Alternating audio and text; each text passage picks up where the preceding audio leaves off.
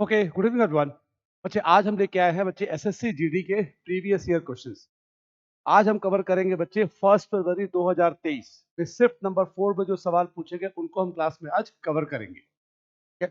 Daily रात में 8 बजे आपकी क्लास चलेगी, जहाँ पर डेली हम एक प्रीवियस ईयर पेपर को सॉल्व करेंगे। अब बिकॉज आप जानते हो जीडी का नोटिफिकेशन आ चुका है, उस पर्पज को देखते हुए ताकि आपको पिछले वर्ष में जितने भी सवाल पूछे गए उसकी प्रैक्टिस हम इस क्लास में करेंगे। चलो जी, स्टार्ट करते हैं पहले सवाल से। अब एक चीज समझो बच्चे, आप जानते हो जीडी में 25-20 सवाल पूछे जाते हैं रीजनिंग से। इस क्लास के अंदर मेरा काम ये नहीं है कि सवालों को सॉल्व करना, हमें सवालों को जल्दी सॉल्व करना है। तो जब भी हम सवालों को जल्दी सॉल्व करने की बात करते हैं तो हमारा पहला तरीका होता है कि you should stop reading the direction. जो निर्देश दिया हुआ है उसको आपको नहीं पढ़ना है। आपको उस लेवल की पढ़ाई करनी है कि सवालों को देखते ही मालूम चल जाए कि ये किस टॉपिक का सवाल पूछा गया। जैसे अगर आप देखिए पहला सवाल जो पेपर में आया था, तो जैसे ही सवाल हमने देखा ये सवाल किसका है बच्चे, कोडिंग डिकोडिंग का है। अब इसमें क्या बोलता है बच्चे, in a certain code language heart games is coded as alarm coffee, brap is coded as बोतल and brap games is coded as बोतल कॉफी। तो आपसे बोला बताओ जी हार्ट का कोड क्या हुआ। तो हमें किससे मतलब है, हमें सिर्फ मतलब है हार्ट के कोड से। देखो जी साफ साफ दिया हुआ है बच्चे कि रैप का मतलब क्या दिया हुआ है, रैप का मतलब दिया हुआ है बोतल। रैप का मतलब क्या दिया हुआ है, बोतल। तो यहाँ पे आ गया रैप गेम्स, तो ये बोतल किसके लिए हो गया, ये हो गया रैप के लिए। तो गेम्स का कोड क्या हो गया, कॉफी। गेम्स का कोड यहाँ से क्या आ गया, कॉफी। तो हार्ट का क्या बच गया, alarm. Option number A. Clear. आओ जी सेकंड सवाल पे।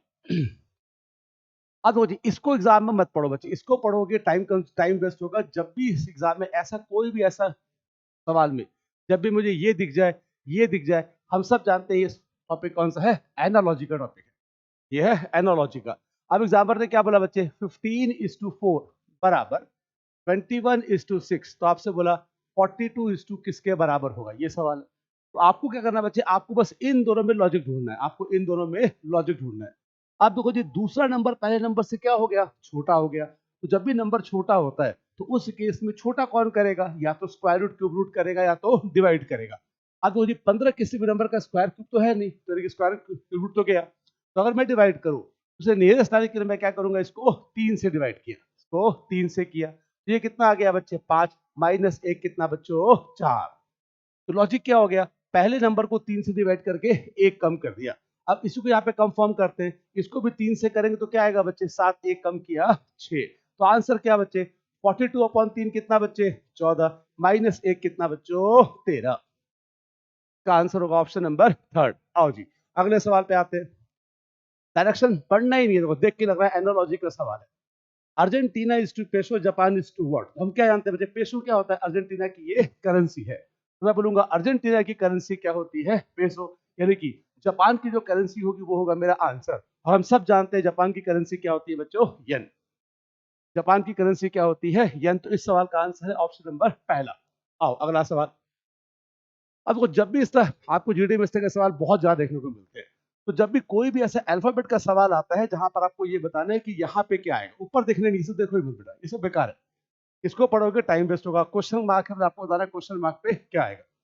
तो जब भी कोई भी अल्फाबेट का सवाल आता है कुछ मत करो, अल्फाबेट का पोजीशन से कंपेयर करो। जैसे मैं लास्ट से स्टार्ट करता हूँ, ये कितना है बच्चों, 18। ये कितना बच्चों, 20। ये कितना बच्चों, 22। तो कितने से बढ़ रहा है, 2 से। तो लास्ट में क्या आएगा, 24। और ये कितना है बच्चों, जेड कितना, 26।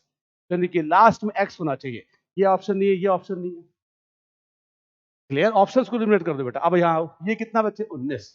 ये कितना, 22। कितना बढ़ गया, 3। ये कितना बच्चों, 25। तो आगे भी कितना बढ़ेगा, 3। 25 और 3 कितना बच्चों, 28। लेकिन हम सब जानते हैं अल्फाबेट कितना होता है, 26। तो अगर ये 26 से ज्यादा आ गया, 26 माइनस कर दो, ये कितना बच गया बच्चे, 2। 2 पे क्या होता है, बी। यानी कि सेकंड अल्फाबेट यहाँ पर बी आएगा। यहाँ पर दिया वैसे ये गलत है, ऑप्शन नंबर सेकंड। क्लियर। आपको एग्जाम में फास्ट रिस्पॉन्ड करना है। आओ जी अगले सवाल पे। अब देखो इस तरह के सवाल में बच्चों को बहुत ज्यादा दिक्कत आती है। बच्चा बोलता है गुरुजी इसमें बहुत ज्यादा दिक्कत है, समझ में नहीं आता सवालों को बनाते कैसे हैं, कैसे बनाए। तो देखो जब भी ऐसा कोई भी सवाल दिख जाए जहां पर एग्जाम्पल इस तरह ये मैथमेटिकल ऑपरेशंस का प्रयोग करे, आपको सबसे पहले क्या ध्यान रखना है बच्चे कि इन सारे ऑपरेशंस में से सबसे खतरनाक कौन होता है बच्चे, डिवाइड। सबसे खतरनाक कौन होता है बच्चे, डिवाइड। अब करना क्या बच्चे, आप देखो डिवाइड के साथ नंबर क्या दिया हुआ है, 9। तो आमतौर पे 9 वाले ऑप्शन को पहले सर्च करो। ये एग्जाम में तरीका होता है टाइम सेव करने का। अब देखो जी, अगर मैं रैंडमली जाता हूँ, अगर मैं पहला दिया हुआ है 12 और 27, यानी कि इसकी जगह पे 27 लिख दिया, इसकी जगह पे 12 लिख दिया। अब देखो जी, आप पूरा सॉल्व मत करो, आपको पूरा सॉल्व नहीं करना है। आपको देखना है कि इन चारों में से वो कौन सा ऑप्शन है जिसको पुट करने के बाद मैं 126 के आसपास पहुंचूंगा। आपको आसपास पहुंचना है। अब देखो जी, अगर मैं इसको सॉल्व करूं तो ये कितना आ गया बच्चे, ये कितना आ गया 12। 12 गुना 16 कितना बचे, 12 गुना 10 कितना बचे 120, 12 गुना 6 कितना बचे 72, 120 और 72 192। अब देखो जी, ये पार्ट आ रहा है 192, 192 में प्लस 27 माइनस 12 करने से 126 कैसे पहुंचेगा? कॉमन सेंस लगाओ। 192 बहुत बड़ा नंबर हो गया, इसमें 27 जोड़ भी रहा हूं, फिर 12 ही माइनस कर रहा हूं, तो कभी भी 126 तो नहीं आएगा। ये आंसर नहीं, ठीक है? सॉल्व नहीं करना, जिसके नियर बाय आएंगे उसको सॉल्व करेंगे। आओ जी, अब जरा थर्ड ऑप्शन देखो जी। थर्ड क्या बोलता है बच्चे, यहां पे लिख दो 16 और यहां पे लिख दो 9। ठीक है, अब जरा देखना है बच्चे, तो इसका मतलब क्या आ गया? ये आ गया 108 divided by 16 into 9 plus 12 minus 27। अगर मैं केवल इस पार्ट को सॉल्व करूं तो 108 अपॉन 16 इंटू 9। अब देखो जी, 9 भी 16 से नहीं करता और 108 भी 16 से नहीं करता, मतलब ये पूरा पार्ट किस में आ जाएगा? फ्रैक्शन में आ जाएगा, डेसिमल में आ जाएगा। तो आपको ध्यान का रखना है बच्चे, डिवाइड के साथ कभी भी डेसिमल फॉर्म नहीं होना चाहिए। अगर वो डेसिमल फॉर्म कर रहा है तो वहां पर भी वो आंसर तो नहीं होगा। इसका तो ये भी आंसर नहीं, आंसर इन दोनों में। आओ जी, इसको देखते हैं 12 और 9, 12 और 9। इसका एग्जाम्पल क्या बोल रहा है बच्चे, यहाँ पे क्या लिख दो बच्चे, यहाँ पे लिख दो 12 और यहाँ पे क्या लिख दो 9। ये बोल रहा है। अब सॉल्व करो, 12 से करेंगे कितना आएगा बच्चों, कितना आएगा? ये आएगा 12 गुना 9। तो 9 गुना 16 कितना बच्चों? 144।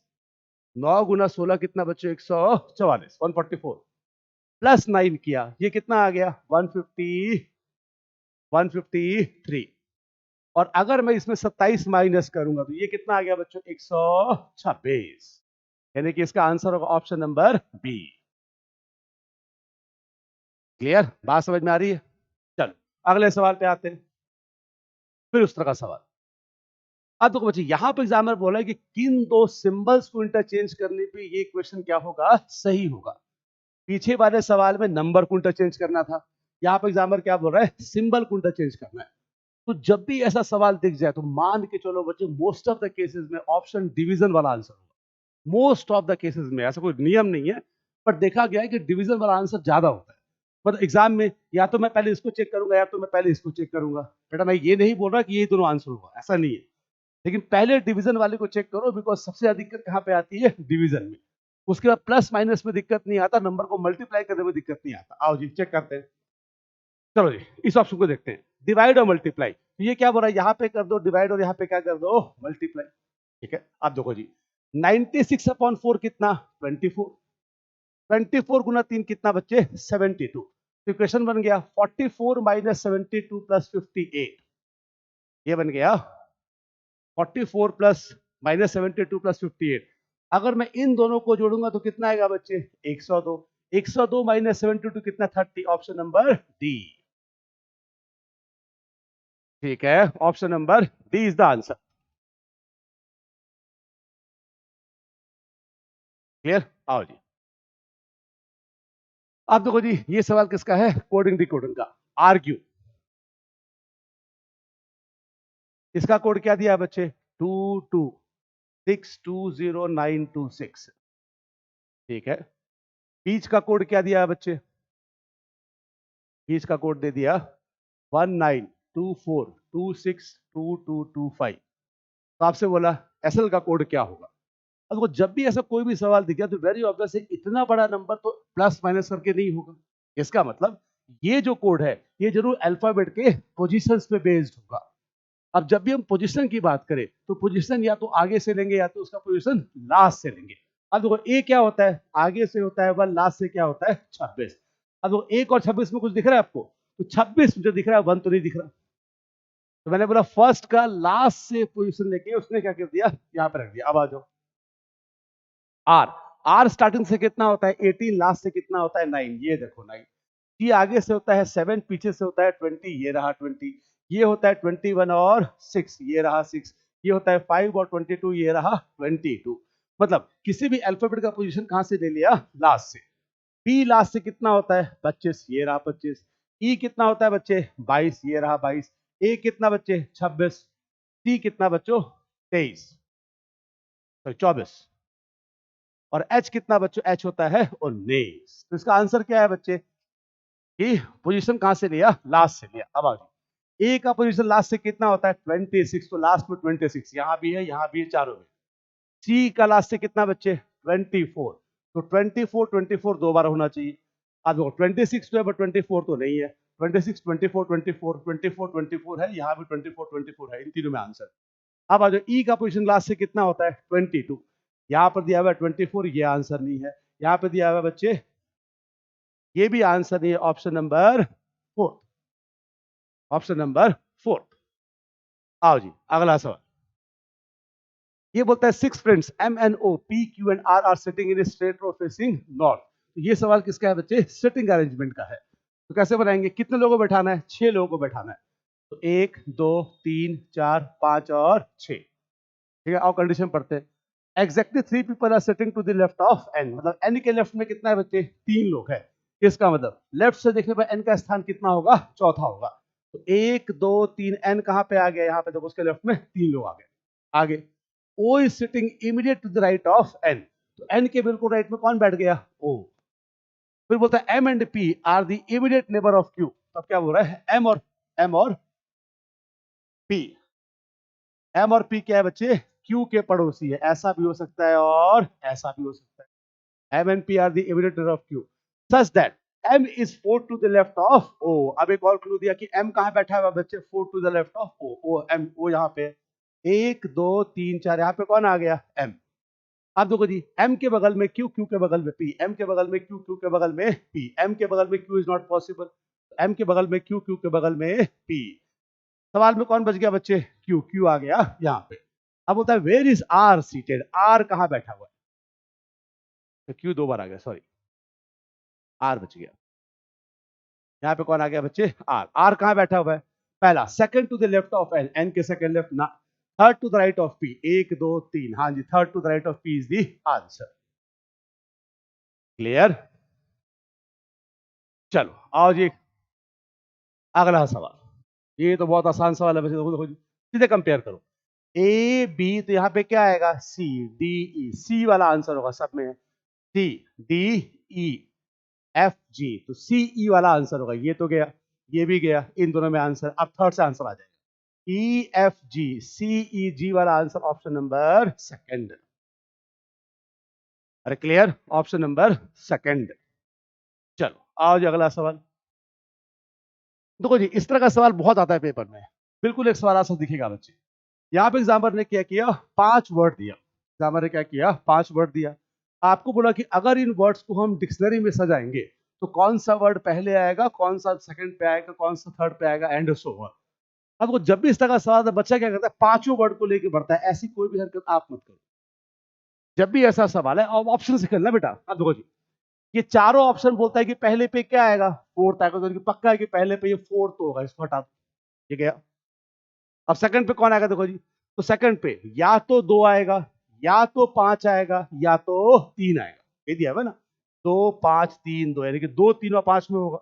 अब देखो जी इनमें से जो होगा वो मेरा आंसर बनेगा। अब आओ जी, अगर मैं 2 और 5 को देखूं, पहले कौन आएगा, पी ओ दोनों में से मैं एल और यू में पहले कौन आएगा बच्चे, एल आएगा, यानी कि 5 वाला बचेगा, 2 वाला तो नहीं होगा। अब इसको देखो 5 और 3, 5 और 3, पीओ से मैं एल और डब्ल्यू में कौन आएगा बच्चे, एल आएगा, यानी कि 5 वाला आंसर होगा। 5 वाला एक ही ऑप्शन दिया है, ऑप्शन नंबर सेकंड। ऐसे करते हैं पेपर में, पांचों वर्ड को देखोगे दिक्कत होगा, तो आप क्या करो, केवल 2 वर्ड से आंसर निकालो। क्लियर बच्चे, आज की क्लास में हमने कुछ एसएससी जीडी 2023 के सवालों को डिस्कस किया। अगली क्लास में कल रात में 8 बजे फिर मिलेंगे एक और पेपर के साथ, जहां पर हम फिर कुछ क्वेश्चन को डिस्कस करेंगे। उम्मीद करता हूं बच्चे आपने चैनल को सब्सक्राइब कर लिया होगा। अगर नहीं किया है तो इमीडिएटली इस चैनल को सब्सक्राइब करो, क्योंकि यहाँ पर डेली आपको 8 बजे रीजनिंग की क्लास मिलेगी प्रीवियस ईयर। साथ ही इसी चैनल पे आपको जीएस लॉगिरी सर द्वारा सुबह 8:30 बजे प्रीवियस ईयर क्वेश्चन कराया जाएगा। शाम में 7 बजे हमारी क्लास के बिल्कुल 1 घंटे पहले आपको साइंस की क्लास सनी मैम द्वारा दिलाई जाएगी। बहुत जल्दी हम मैथ्स की क्लास बाय दिलीप से स्टार्ट करेंगे रात के 9 बजे। तो इमीडिएटली चैनल को सब्सक्राइब करो ताकि मैक्सिमम बेनिफिट आपको मिल सके। तो बहुत जल्दी मिलते हैं बच्चे अगली क्लास में अगली वीडियो के साथ। Thank you so much, God bless you और टेक केयर, लव यू।